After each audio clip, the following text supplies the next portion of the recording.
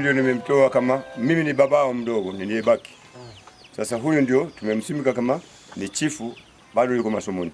Baada ya masomo anaweza akashika madaraka yake. Sasa tumemweka mlinzi ambaye atakuwa atashika kijiti chake.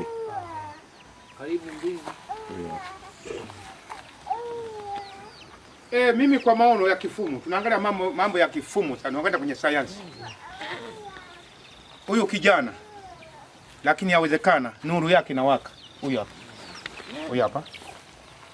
Huyu ni mjukuu, ni mtoto wa nani? Wa mjukuu wa David. Mtoto wa nani? Wa Smart. Angekuwa iko Smart angeshika uchifu. Angeshika babake. Angeshika babake.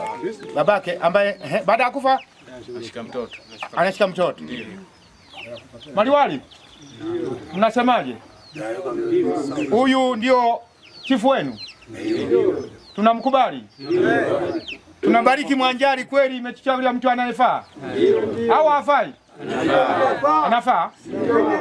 Kwanza kabisa niseme asanteni kwa kujitoa kwenu kusimamisha shughuli zenu, kusimamisha baadhi za mambo yenu, mambo muhimu ambao labda pengine yangewaingiza hata shilingi 1000, 2000, 3000 ya kusikiliza maisha kwa siku, lakini mmesimamisha ili kuja kuungana na wazito katika siku hii.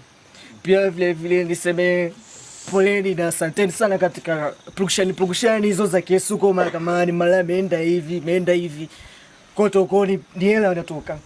Kwa hiyo mimi nawashukuru sana na nitawatumikia, sitaangusha.